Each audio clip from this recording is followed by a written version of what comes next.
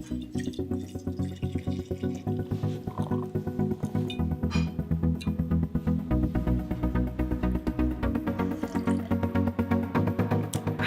name is Charles Vernier. This is the third time I have sat down here and recorded this video for you guys. I had audio problems, I had camera problems, I switched to a different format, mic problems. We're just gonna do this all over again. I hope it's worth it, hope you guys enjoy it, so let's get started.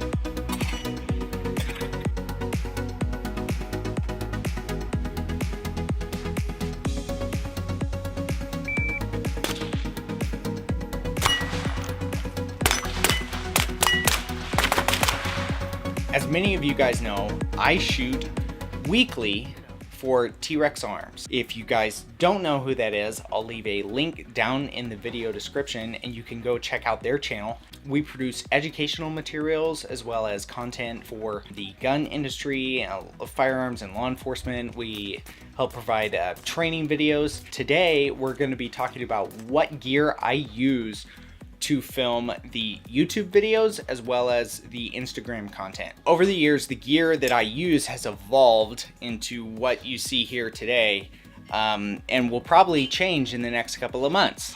But the basic setup is kind of still the same. Originally, way back in the day, I started shooting with the Canon 5D Mark II. Due to some audio problems with that, we upgraded to the A7S II. Then about 6 months later, we upgraded to the Sony A6500, which is what you see here. We started using this over the A7S II because this has superior autofocus, as well as it just being light and small and compact for the gimbal. So some things I really like about this camera. It shoots 4K, it shoots 120 frames a second at full HD, and it produces a great image. There are definitely some downsides to this camera and to using it as a production camera like this. One, this thing overheats in the summer like crazy. If you're recording more than like 5 minutes, it will overheat.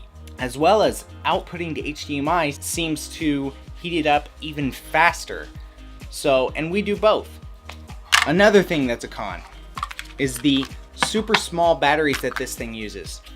Like, they're so small and they run out so quick when you're shooting 4K and outputting to HDMI. Another thing that has been something that we've had to work around is as soon as you start recording 4K, the screen on this camera dims. And you, on a bright sunny day, you can forget about seeing what you're shooting. That's why we have an external monitor hooked up to this thing. So for lenses, what lenses do I use? I use the Sony 20mm f2.8 lens. It's a small pancake lens. It works really well on this camera. It's a good field of view for the common type of video that we shoot. I use 58mm variable ND filters with an adapter ring. And I feel like using a little bit bigger of a filter helps minimize that vignetting that you get with variable ND filters. The other lens that we use with this camera is the 18-105 f4 lens. This is the Sony lens, and it's a power zoom lens. So that you can push the button on the side and it will zoom in at a consistent rate, which is very nice. It's actually usable for filming. The only downside with that though is it doesn't focus while you're zooming in. So if you're trying to change your position and zoom at the same time, it's just not going to focus on what it needs to. It's just something to work around and to be aware of. But overall, it's a great lens, very sharp. It's very cool to have a telephoto lens on a gimbal. So many people shoot wide angle on a gimbal. It's so nice to have that telephoto. And because of the stabilization of it, it's just rock solid a lot of the time.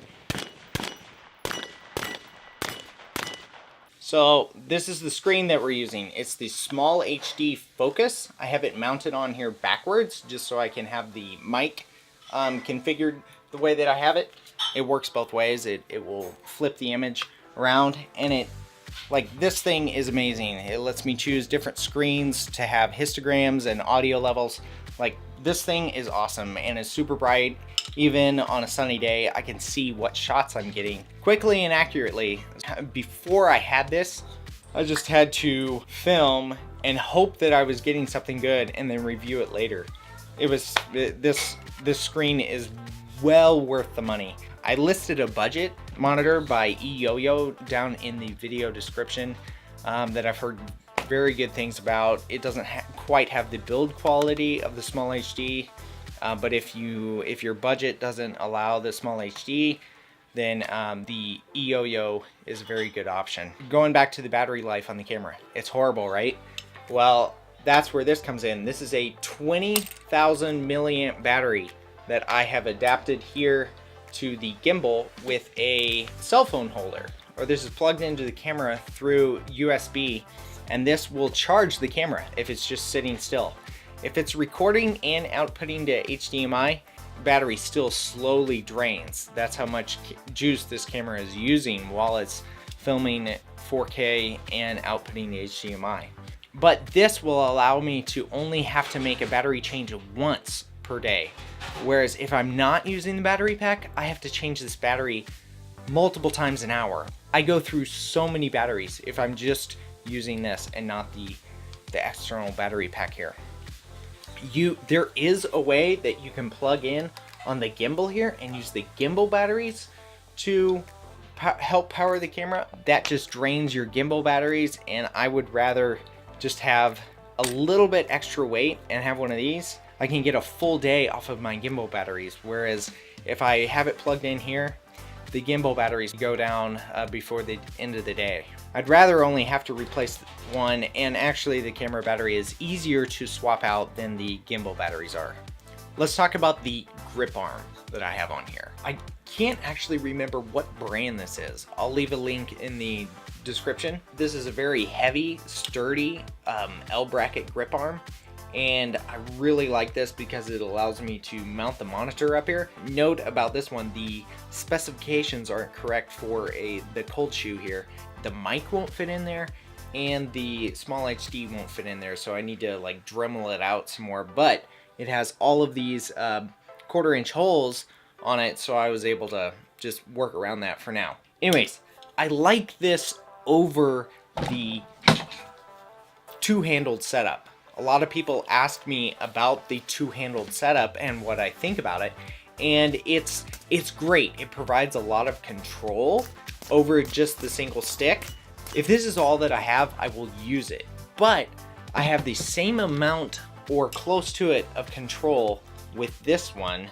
I can still use two hands and get those nice smooth turns, but this is also balanced, so I can hold it with either hand. If I try and do that with this, it's like it's off balance, and then or I have to grab it and the hand hold is really small, and then I'm moving my hands all around. So I find the L bracket to be just a lot more versatile, and it's also a much faster setup.